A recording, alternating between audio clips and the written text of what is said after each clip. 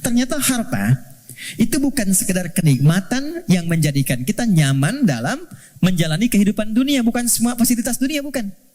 Tapi itu juga bisa menjadi perangkat yang mengentaskan solusi dari masalah yang dialami. Apa bentuknya nanti? Ada skema infak, ada skema zakat. Teman-teman hati-hati dengan zakat ya, karena sangat sensitif. Anda sengaja tidak berzakat, maka jadi racun hartanya. Bisa merusak kepada yang lainnya. Itu. Apalagi terwariskan nanti. Jadi makanan dimakan oleh anak atau siapapun, ya harus hati-hati. Infak itu nilainya tinggi. Infak itu bukan sekedar menghadirkan pahala yang sangat luar biasa. 700 kali lipat paling sedikit. Jangan dibatasi di situ. Al-Baqarah ayat 261. Ya, masalul ladzina yunfiquna amwalahum fi sabilillahi kamathali habbatin ambatat sab'a sanabil. 1 jadi 7. Fi kulli sumbulatin mi'atu habbah kali 100. 1 kali 7 kali 100, 700 kali lipat. Itu maksudnya pahala ya. Pahala, bukan perkalian feedback ke kita, bukan.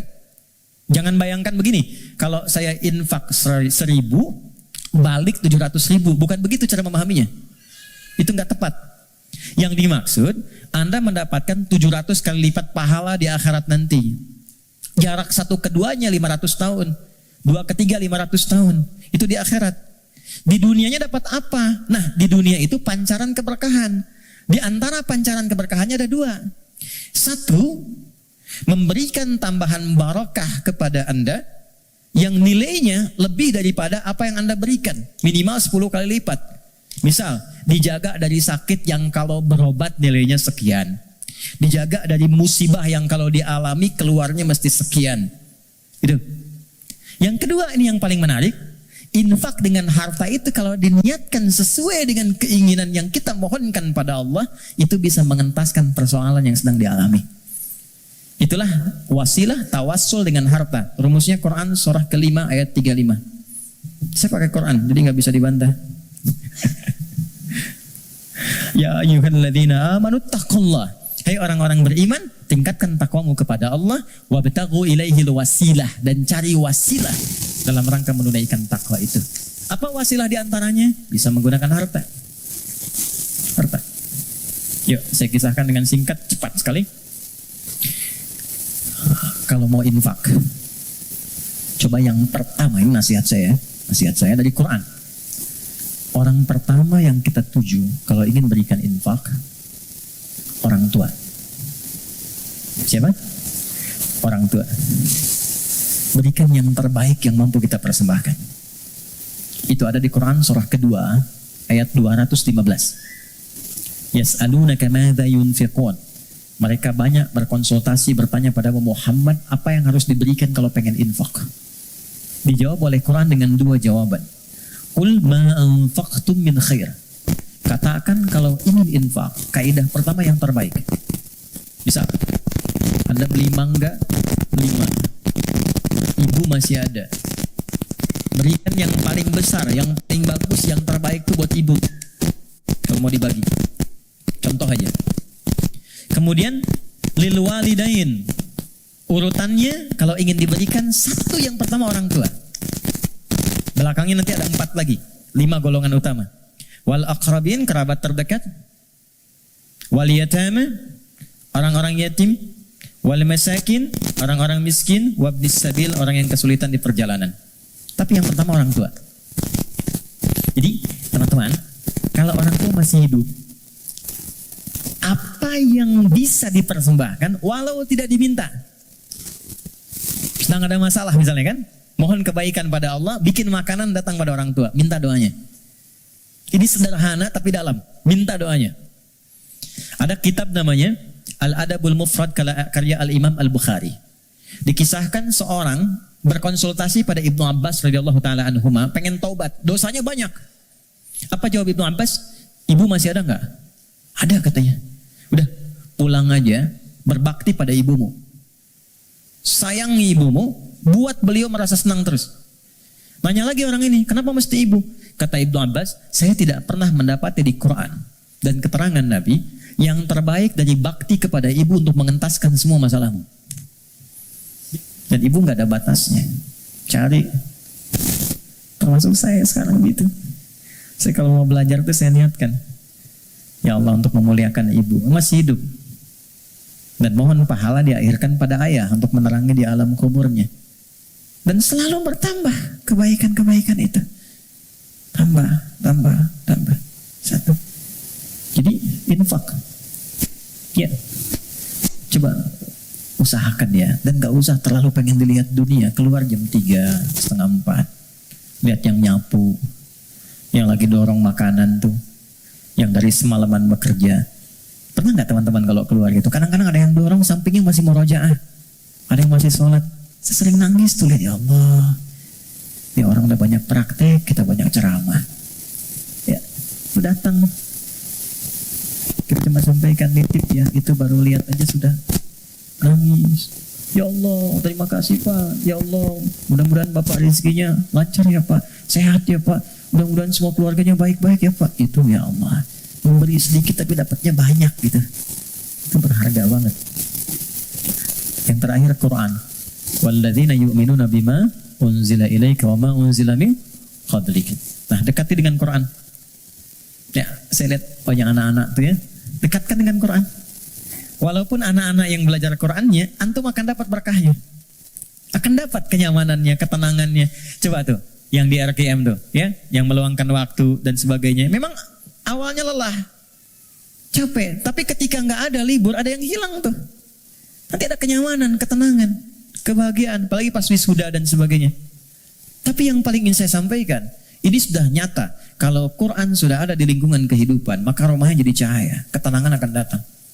Saya pernah diminta kedutaan Saudi 2018 untuk menjadi Amirul Hajj. Berangkat, mimpin rombongan. Saya kira siapa hampir 500 orang. 2/3 anak-anak kecil penghafal Quran. Ternyata yang digendong bapaknya, ibunya, temannya, gurunya. Yang hafal Quran anaknya, bapak ibu yang nabung bertahun-tahun, puluhan tahun, nggak keluar itu dan kuota nggak dapat, itu berkahnya lewat anaknya. Ada di Jakarta itu di Kemang, disebut nama lah, ada Fitra namanya. Orang mengatakan terbatas, bicara lambat, pergerakan, nggak bisa jalan, ya normal begitu. Tapi dia menghafal Quran, setoran. An-Naba berapa ayat? Yang paling menarik, Allah titipkan dapat hadiah umrah, berangkat dengan ibunya. Ibu udah nabung, udah segala rupa, gak punya biaya. Demi Allah, sampai di Madinah, sampai di Mekah, dari sejak Madinah sampai tawaf di Ka'bah itu di Mekah, ibunya gendong anaknya. Padahal sudah kami kirimkan santri dan juga mutawif untuk gendong itu. Ibunya nolak, enggak. Bu, ibu kan yang mengandungnya, udah bawa dia. Kenapa sekarang masih digendong juga? Justru saya bersyukur kepada Allah dengan adanya fitrah ini. Dialah yang telah membawa saya ke sini. Maka biarkan saya menggendongnya sebagai syukur saya kepada Allah. Ya. Jadi jangan melihat anak Anda punya kekurangan. Gak ada, anak itu semua istimewa. Jangan lihat fisiknya. Jangan lihat perilakunya. Ada keistimewaan yang Allah titipkan di dalamnya. Boleh jadi keberkahan itu di anak Anda. Solusi itu di anak Anda. Bukankah Anda kadang punya masalah lihat anak jadi tenang lagi? Pulang dari kantor lihat anak merajaah, anak menunggu, anak memanggil, Anda ceria lagi. Dekatkan mereka dengan Quran. Gak ada yang paling indah kecuali Anda pulang dari pekerjaan. Dibuka. Anak Anda yang 4-5 tahun tiba-tiba mengatakan, amma yatasa'adun anin naba'il azim. Anda lihat dari belakang. Demi Allah, kecuali Anda mengejarnya. Nunggu di belakang. Anda peluk dia. Dan keluar air mata itu. Gak ada yang paling indah. Dan itu mahal. Apalagi ketika anak Anda telepon, Papa. Dia gak bisa berkata-kata. Kenapa Anda? Aku telah selesai hafalan 30 juz. Udah, kontrak sebesar apapun gak akan bisa membeli itu. Jatuh Anda sujud, kharru sujada, sujud. Takwa itu simpel. Takwa itu sederhana. Wabil akhirati hum yuqinun. Jangan larut dengan masalah dunia, ya, sehingga menjadikan Anda meratap dan Anda tidak move on dengan kehidupan berikutnya. Ini sebentar, bukan cuma Anda yang punya masalah, orang lain punya masalah juga. Apakah kebahagiaan yang banyak di masa lalu menjadikan Anda lupa dan habis dengan kesulitan yang hanya sekejap di masa kini? Ada masalah baru 5 menit, Anda hidup udah 50 tahun. Anda lupa dengan kebahagiaan 50 tahun, sehingga habis dengan masalah yang 5 menit. Ingat, kita akan pulang. Kata Allah, bil akhirati hum yuqinun. Ya, yakin dengan akhirat. Kalau nggak dapat di sini, di akhirat pasti diberikan. Maka ayat kelimanya, orang yang mampu menerjemahkan takwa dengan kiat-kiat tadi, ulaika ala hudam mir rabbihim wa ulaika humul muflihun. Maka ia akan selalu lekat dengan petunjuk dan lindungan Allah, dan kebahagiaan melekat dalam titian kehidupannya. Maka kita teruskan, kembalikan, dan kita akhiri dengan Quran surah ke-65 di akhir ayat kedua, di awal ayat ketiga yang sudah dibalik tadi di belakang. Yang kita katakan, wa may yattaqillaha yaj'al lahu makhraja. Semakin takwa ditingkatkan, salat naik, infak bertambah, kepada orang tua baik, Quran ditambah, sehari 1 ayat jadi 10 ayat, 1 halaman, 1 juz, yakin dengan akhirat, yaj'al lahu makhraja. Terakhir, wa yarzuqhu min haitsu la yahtasib. Bahkan nanti pada titik tertinggi, rezeki pun Allah antarkan tanpa sulit dia mencarinya. Sekejap datang. Saya tutup, wa may yattaqillaha yaj'al lahu min amrihi yusra. Kalau sudah semakin tinggi takwanya, maka diringankan semua ujian hidupnya. Bukan gak punya masalah. Ingat, bukan gak punya masalah. Tapi setiap akan dialami, diringankan dulu sehingga dia merasa seakan tak ada masalah. Padahal dia menghadapi hal yang sama. Ada 2 orang berhadapan dengan persoalan yang sama. Yang satu gak ada masalah, yang satu merasa sulit. Kenapa? Karena yang satu sudah mendapatkan keringanan dari Allah Subhanahu wa ta'ala.